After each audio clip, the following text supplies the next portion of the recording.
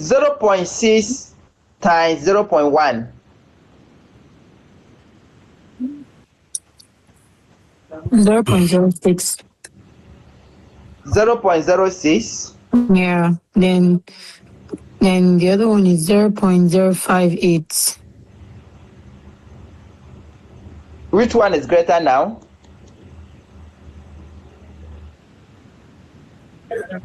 Which one is greater now? 0.6. 0.06. That's quantity a quantity A. So the key here is trying different values. So maybe since there is no restriction, since there is no integer and non-integer restriction, they just say real numbers. So we try 1 and 2. Quickly we say that 1 times 0.6 and 2 times 0.58, but B is greater. But we say, how about 0. Wait, this is not exactly correct. I don't know when it's clean. I meant to put 1 here because 0.1 is not greater than 0.1, but 0.01 is greater than 0.1. Please, can you try again? That's what we did now. Or is it 0.101 that you did? Yes, that was she did, I think. Okay. But I know it's supposed to be greater because I know that quantity A is greater, right? So when you lower it, just understand what they are saying.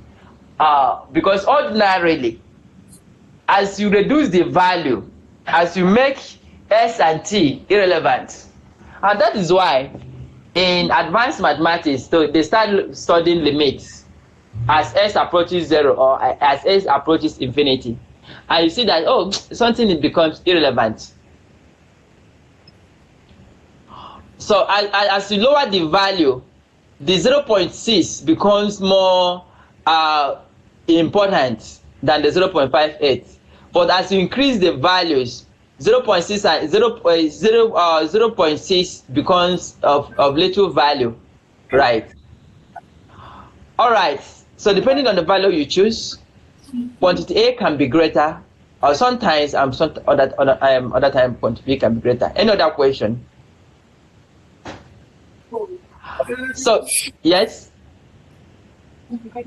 All right. So it becomes time savings for you. Just know very well that when you do multiplication, the results might vary like. But they are always setting. So the GRE people are always setting something like this. The answer is usually they. Of course, the most important thing, if you ask me, is that you know how to solve this question. If you get this question, you quickly start creating scenarios. Like 0 is less than 1, less than 2. 0 is less than 0.1, less than 0.1101. So you try. If it didn't work, maybe you try another one.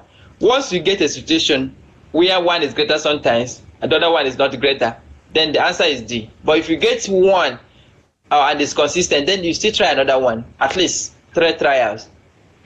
Still being limited by the problem of induction anyway.